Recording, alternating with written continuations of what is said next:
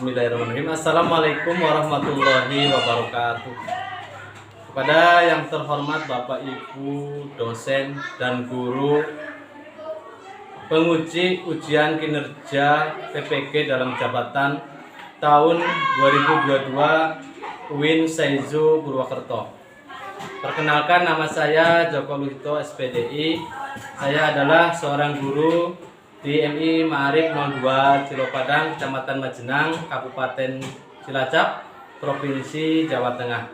Sekaligus sebagai mahasiswa PPG dalam jabatan tahun 2022, angkatan 2 di LPTK UIN Saizu Purwokerto, Provinsi Jawa Tengah. Dengan nomor peserta PPG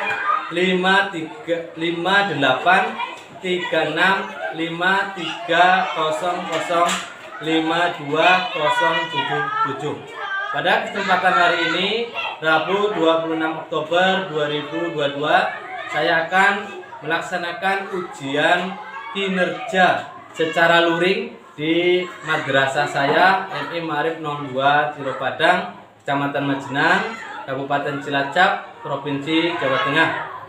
Praktek pembelajaran kali ini saya laksanakan pada kelas 4 untuk memenuhi praktek unjuk kinerja di UIN Saizu PPG Bab 2 dengan tema iman kepada kitab-kitab Allah.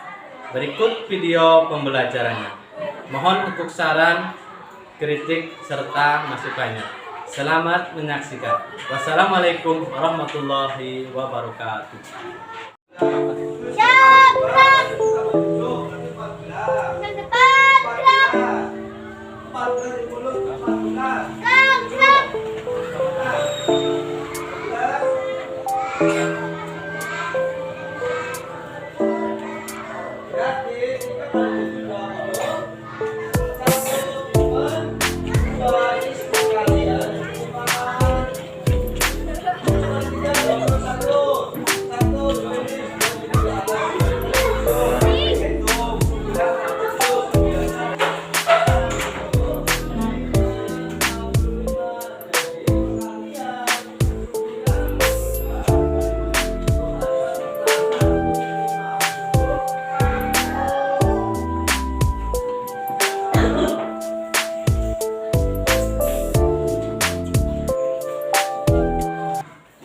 Bismillahirrahmanirrahim.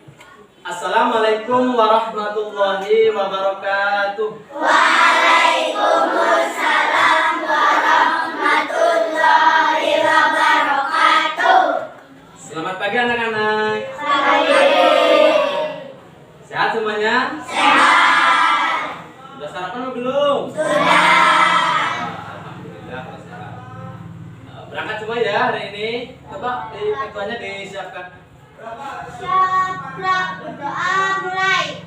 A'udzu billahi minas syaitonir rajim. Bismillahirrahmanirrahim. Raditu billahi rabban wa bil islami dinan wa bi Muhammadin nabiyya wa rasulah. Rabbi zidni ilman warzuqni fahma. Amin. Untuk kesempatan hari ini, hari Rabu 26 Oktober 2022, kita akan mempelajari sebelum iman pada kitab Allah. Sebelum masuk ke materi, Pak Guru absen dulu pada yang berangkat hari ini. Adam Saputra hadir. Hadir. Adkia Ahmad Jafar. Hadir. Akti Bardianto. Ada. Untuk pelajaran pada pagi hari ini, sebelum kita mulai pembelajaran, mari kita menyanyikan lagu Indonesia Raya. Mari bersama-sama. Hiduplah Indonesia Raya, dua.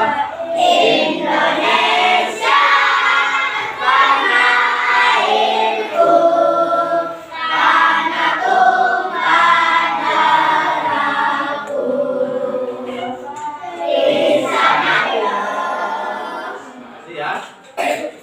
Setelah menyanyikan lagu Indonesia Raya, mari kita masuk ke materi. Materi hari ini yaitu tentang iman kepada kitab-kitab Allah. Sebelum masuk ke iman ke materi, tujuan pembelajaran pada pagi hari ini yaitu tentang meningkatkan sikap iman kepada kitab-kitab Allah. Meningkatkan sikap iman kepada kitab-kitab Allah. Yang tujuan yang kedua yaitu membiasakan untuk mengomunikasikan sikap menerima kebenaran adanya nabi pembawa risalah. Itu nabi pembawa risalah yang dibawakan oleh para nabi yang diturunkan oleh Allah Subhanahu wa taala lewat para malaikatnya kemudian ke para nabi. Nah, ini akan setelah diturunkan itu akan menjadi sebuah kitab. Ya, itu tujuan dari pembelajaran hari ini. Mari kita ingat kembali materi minggu kemarin.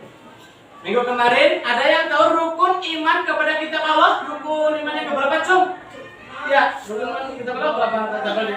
Rukun iman kepada kitab Allah adalah rukun iman ketiga. Betul apa salah ya? Betul. Jadi rukun iman kepada kitab Allah adalah rukun iman yang ketiga. Rukun iman semuanya ada berapa?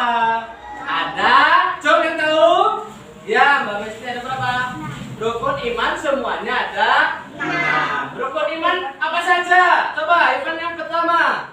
Cung. Iman kepada Allah ya. Iman kepada Allah itu rukun iman yang pertama. Rukun iman yang kedua. Cung, siapa yang tahu ya? Iman kepada ya ilmunya dan hari akhir. Sungguh dia telah tersesat sangat jauh. Nah, jadi orang yang kufur, orang yang tidak mau mempercayai adanya kitab-kitab Allah, ini orang yang tersesat. Orang yang tersesat.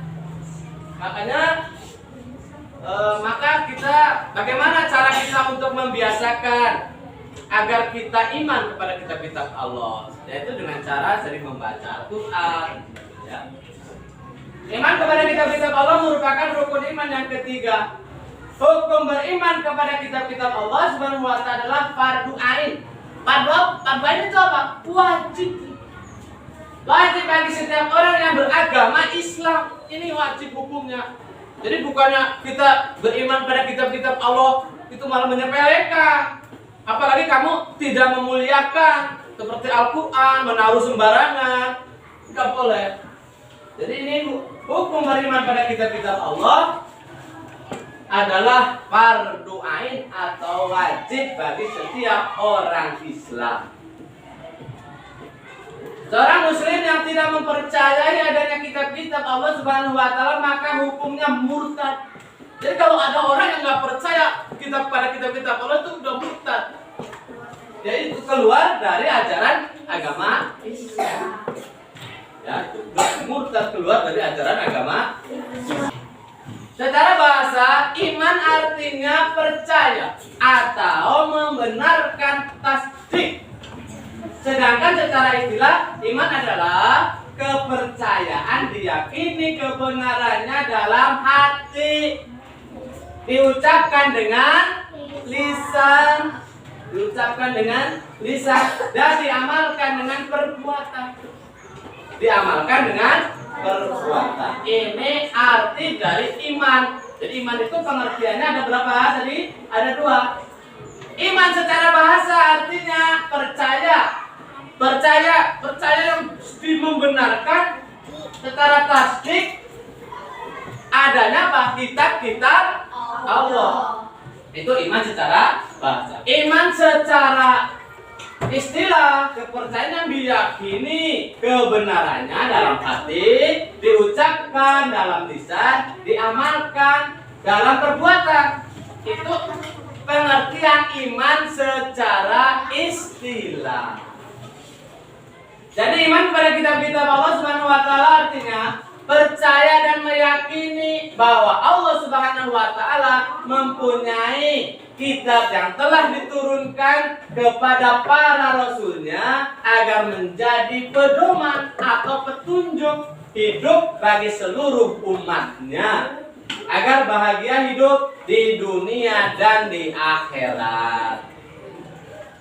Paham nggak ini? Nah ini pengertian kitab-kitab Allah, yaitu percaya dan meyakini bahwa Allah Subhanahu wa taala mempunyai kitab yang telah diturunkan kepada para rasulnya agar menjadi pedoman atau petunjuk bagi seluruh umatnya agar bahagia hidup di dunia dan di akhirat. Ini pengertian iman. Jadi kalian harus paham apa itu Al-Quran, apa itu kitab Zabur. Nanti kita terangkan ya. Teruskan. Kita mempunyai dua arti, ini pengertian dari kitab. Apa itu kitab? Yang pertama perintah, yang kedua berarti tulisan. Kitab itu apa? Kita mempunyai dua arti. Yang pertama artinya adalah perintah. Itu pengertian dari kitab. Yang kedua berarti tulisan di atas kertas. Itu kitab. Kitabun itu artinya buku, kutubun, beberapa buku ya.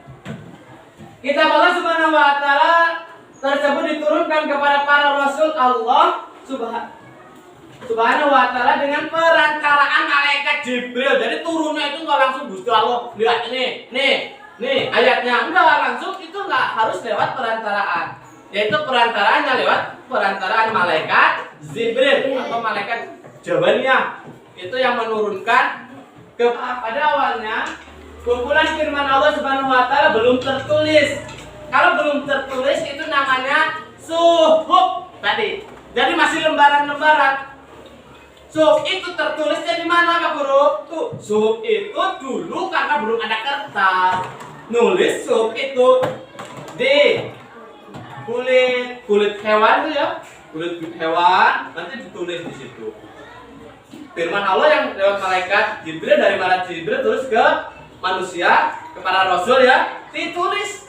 Di mana nulisnya? Di tulang hewan yang sudah meninggal, itu tulangnya ditulis nanti. Terus di kulit hewan yang sudah kering nanti ditulis. Nah, kemudian para sahabat Rasul menuliskannya pada lempengan batu. Lempengan batu, kulit, dan tulang. Jadi pengertian suhuf atau sahifah adalah wahyu yang diterima oleh nabi-nabi dan rasul Allah Subhanahu wa taala yang dikumpulkan, yaitu semacam lembaran atau cara kalau bahasa sekarang itu brosur kecil. Para rasul Allah Subhanahu wa taala yang menerima suhuf tersebut ialah yang salah satunya menerima Nabi Ibrahim alaihi salam, Nabi Musa alaihi salam. Ini yang menerima suhuf. Nanti ditulis di mana? Di lempengan batu. Selanjutnya, sebagai seorang muslim yang taat, kita wajib meyakini keberadaan kitab-kitab Allah Subhanahu wa taala tersebut dan harus meyakini bahwa Allah Subhanahu wa taala telah menurunkan kitab-kitabnya kepada, yaitu yang pertama Allah Subhanahu wa taala menurunkan kitab-kitabnya. Yang pertama kitab apa yuk? Kitab Taurat. Kitab Taurat itu berbahasa Ibrani yang artinya adalah perintah. Kata Taurat diturunkan kepada Nabi, kitab Taurat itu diturunkan kepada Nabi Musa alaihi salam. Nabi Musa alaihi salam. Ini kitab yang pertama, yaitu kitab Taurat. Kemudian isi dari kitab Taurat adalah keyakinan untuk menyembah Allah Subhanahu wa taala serta larangan menyembah berhala. Nih. Jadi kitab Taurat itu diturunkan ke Allah Subhanahu wa taala kepada Nabi. Isi dari kitab Taurat yaitu perintah larangan untuk tidak menyembah berhala. Kemudian enggak ada Yang kedua, kitab Zabur. Kitab Zabur ini apa artinya Zabur? Zabur itu artinya tulisan. Zabur artinya tulisan. Kitab Zabur diturunkan kepada Nabi Daud alaihi salam. Nah, kitab Zabur ini berbahasa Kipti. Sekali lagi, kitab Zabur berbahasa Kipti. Nah, apa isi dari kitab Zabur? Yaitu isinya tentang beberapa zikir, terus pengajaran dan hikmah. Kitab Zabur merupakan petunjuk atau wahyu dari Allah dan berlaku pada umat Bani Israel Bani Israel.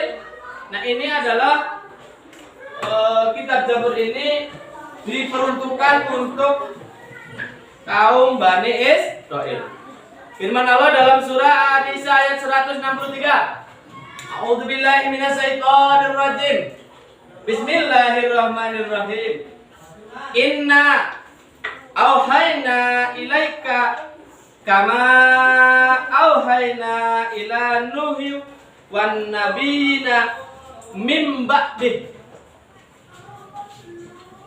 wa auhayna ila Ibrahima wa Ismaila wa Ishaqa wa Yaquba wal asbati wa Isa wa Ayyuba wa Yunus wa Harun wa Sulaiman wa ataina Dauda Zabura. Sadaqallahul azim. Firman Allah dalam surah An-Nisa ayat 163 yang artinya, sesungguhnya kami telah memberikan wahyu kepadamu sebagaimana kami telah memberikan wahyu kepada Nuh dan nabi-nabi yang kemudian, dan kami telah memberikan wahyu pula kepada Ibrahim. Dibuka buku LKS-nya, LKS-nya semua taruh di meja. Ini buku paketnya saya bagikan dulu. Nah, dibuka bukunya.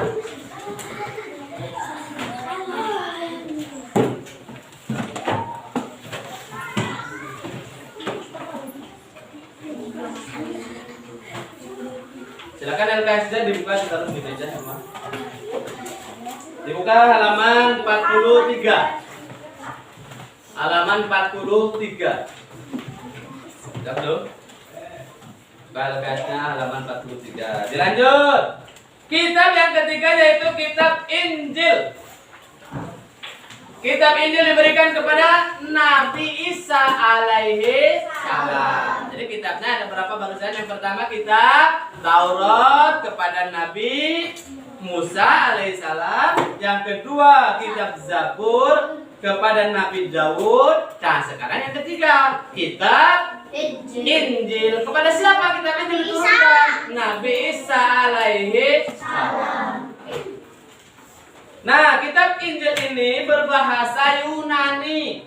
Halaman 43 di LKS kelas 4 ya, dilihat akidah akhlak. Nah, ini kitab Injil ini berbahasa Yunani yang dalam bahasa Arabnya berarti al-bisyarah atau kabar gembira. Kabar gembira. Kitab Injil diturunkan sebagai pedoman hidup yang berisi tentang keterangan dan ajaran-ajaran yang membenarkan atau memperkuat ajaran yang terdapat dalam kitab-kitab sebelumnya. Memperkuat ajaran kitab-kitab sebelumnya. Jadi kitab Injil isinya itu.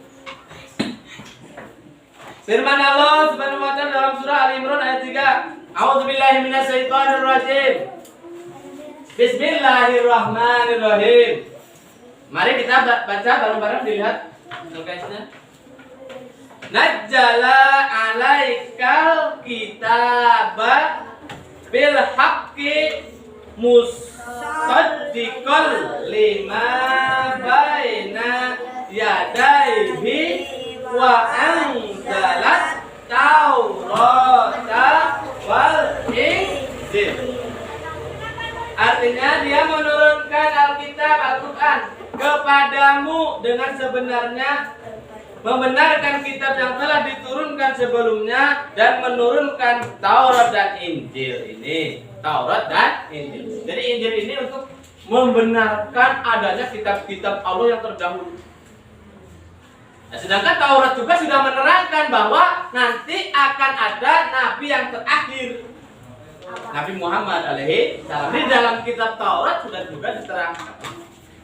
Kemudian untuk kitab yang terakhir yaitu kitab Al-Quran, kitab suci Al-Quran yang diturunkan Allah Subhanahu wa Ta'ala kepada Nabi Muhammad Sallallahu Alaihi Wasallam. Al-Quran artinya bacaan atau yang dibaca.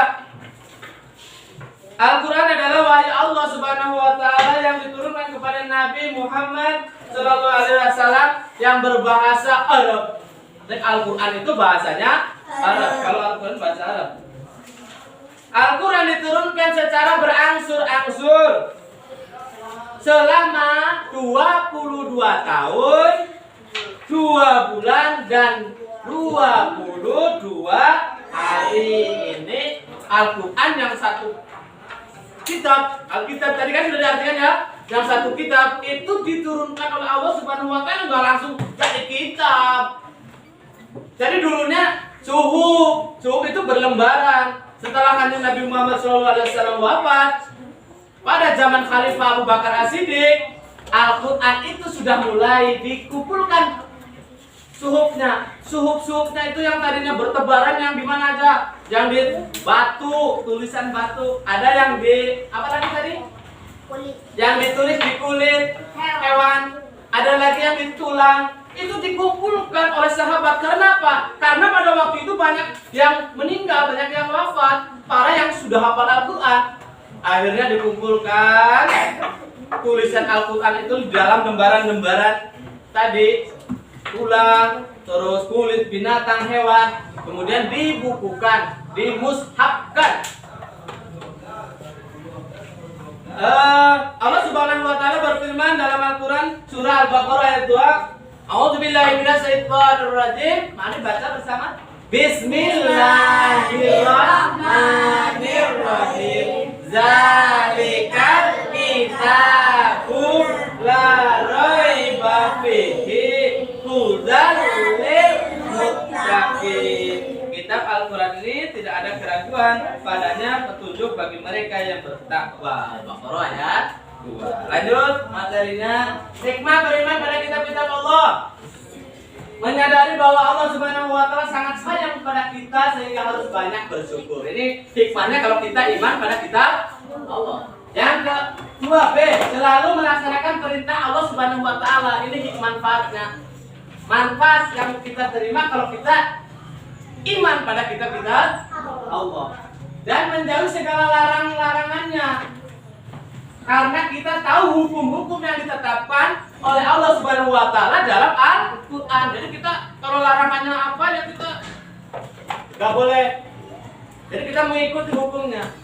Terus melaksanakan perintah-perintahnya Allah. Karena kita tahu dalam Al-Quran ada hukum-hukumnya seperti apa. Perintah sholat, bagaimana cara melaksanakan sholat 5 waktu, hukum zakat. Tadi itu ada dalam Al-Quran. Yang ketiga, meyakinkan kita bahwa Islam adalah agama untuk seluruh umat manusia. Dan yang terakhir, mengetahui kebesaran dan keagungan Allah Subhanahu wa Ta'ala melalui kitab-kitab yang diturunkan oleh Allah Subhanahu wa Ta'ala. Ya, ini materinya. Terus bagaimana cara pembiasaan kita untuk agar kita dapat melakukan kebiasaan kita dalam iman kepada kitab Allah. Yang pertama, sering membaca Al-Quran. Ini kebiasaannya. Jadi kita harus tahu kebiasaan kita untuk melaksanakan. Yang terakhir, mari kita kasih tugas. Nanti tugasnya dikerjakan kelompok ya, dengarkan langkah-langkahnya. Tugasnya dikerjakan kelompok, kemudian perwakilan dari satu kelompok itu maju ke depan. Tugasnya apa? Nanti silakan kalian dikerjakan dalam kertas kosong, kertas lembaran. Pertanyaannya adalah apa persamaan dan perbedaan antara kitab dengan suhuf? Maksud? Ya, ini saya Pak Guru bagikan. Silakan dikerjakan di sini. Nanti yang maju ke depan, silakan dibacakan hasil pekerjaan kalian. Silakan diisi. Silakan dikerjakan dulu tadi persamaan kitab dan suhuf. Bisa ditulis. Nanti dibacakan.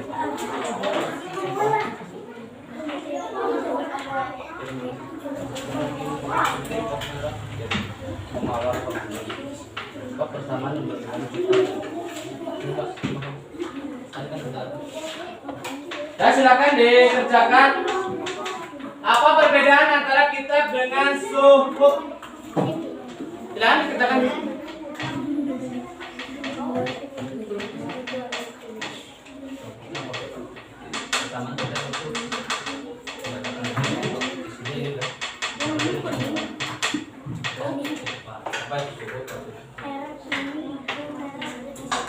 Sudah dikerjakan apa itu kita baju yang kuning. Tadi nulis tulisannya. Di sini kan sudah dikasih. Nah, nanti yang mau siapa? Maju katakan ini. Yang harap panggil.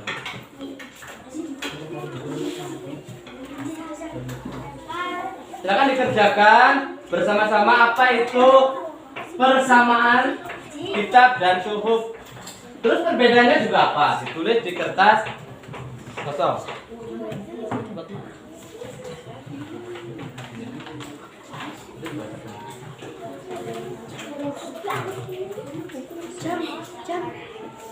Sudah?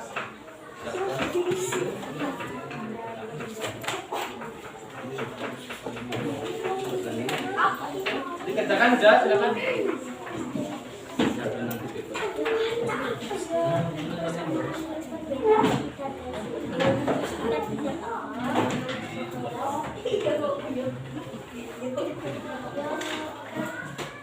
Nah, silakan yang sudah maju ke depan langsung, silakan. Mbak Mesti sudah belum? Silakan maju dibaca di depan. Sudah? Bapak dibacakan.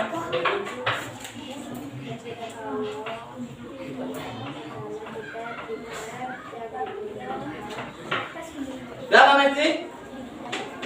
Maju dibaca.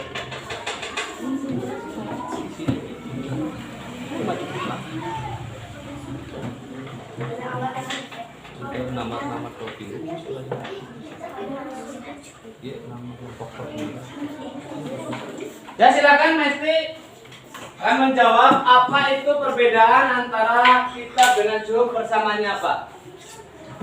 Mari kita lihat. Jadi sebutkan nama kelompoknya.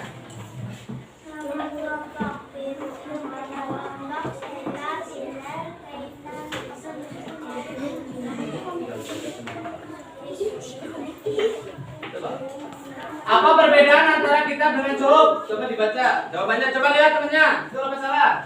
Kitab adalah berupa lembaran yang sudah menjadi satuan untuk sementara. Suhuf berupa lembaran yang saling terpisah satu sama lain. Ya, betul apa salah? Tuh, lihat tepuk tangan Mbak Mesti. Terima kasih. Tepuk tangan.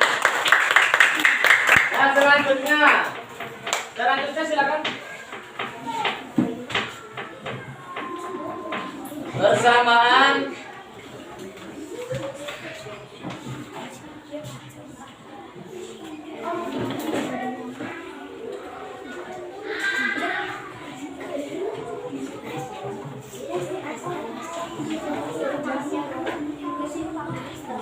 silakan yang maju.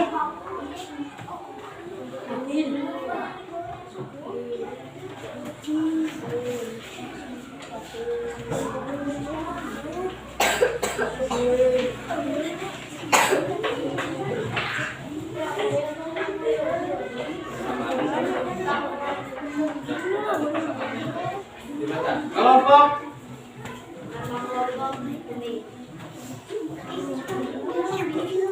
bersama.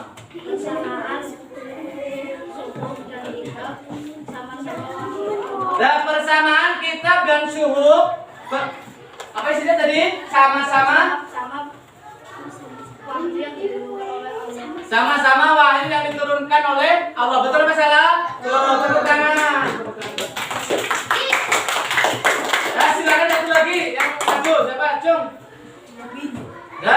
Dan Nabil. Silakan yang maju. Terakhir ini ya. Terakhir yang maju. Kan dibacakan kelompoknya namanya.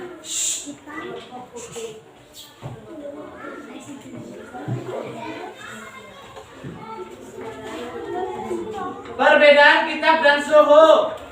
Jawabannya.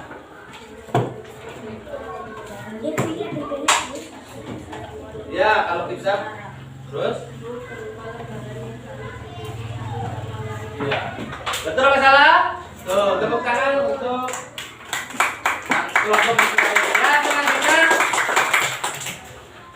Silakan masukkan ke tas bukunya. Bagaimana pembelajaran hari ini menyenangkan apa tidak? Ya, silakan dimasukkan ke dalam tas. Ya, apa yang ditanyakan tadi? Mas, tangannya sudah materi ya? Apa pengertian dari mushaf? Ya, apa pengertian dari mushaf? Mushaf adalah suhuf atau lembaran-lembaran yang sudah dibukukan. Nah, itu namanya mushaf. Siapa yang bertanya lagi, Cuk? Ya, namanya siapa? Apa pertanyaannya? Oh, apa pengertian dari suhuf? Suhuf adalah lembaran-lembaran firman Allah yang masih berbentuk lembaran yang ditulis pada apa tadi? Yang ditulis pada kulit atau tulang, ya. Nah, gak ada pertanyaan lagi. Terima kasih. Pada kesempatan hari ini pembelajaran kita akhiri. Mudah-mudahan saya simpulkan apa yang Pak Guru sampaikan bermanfaat untuk kalian, sehingga kalian selalu membiasakan dalam kehidupan sehari-hari untuk sering membaca Al-Quran, sehingga kita akan meyakini mengimani adanya kitab-kitab Allah Subhanahu wa Ta'ala. Dengan meyakini adanya kitab-kitab Allah, mudah-mudahan akan menambah keimanan dan ketakwaan kita dalam kehidupan sehari-hari. Dari Pak Guru cukup sekian. Terus untuk tugas yang akan datang, nanti Pak Guru kasih tugas, silahkan dikerjakan di rumah. Tugasnya dikerjakan di rumah. Untuk pembelajaran hari ini cukup sekian. Saya akhiri. Apabila ada perkataan atau penyampaian dari saya kurang berkenan, saya mohon maaf yang sebesar-besarnya. Mari kita tutup pada pembelajaran hari ini dengan bacaan hamdalah bersama. Alhamdulillahirabbil alamin. Sekian dari Pak Guru. Wassalamualaikum warahmatullahi wabarakatuh.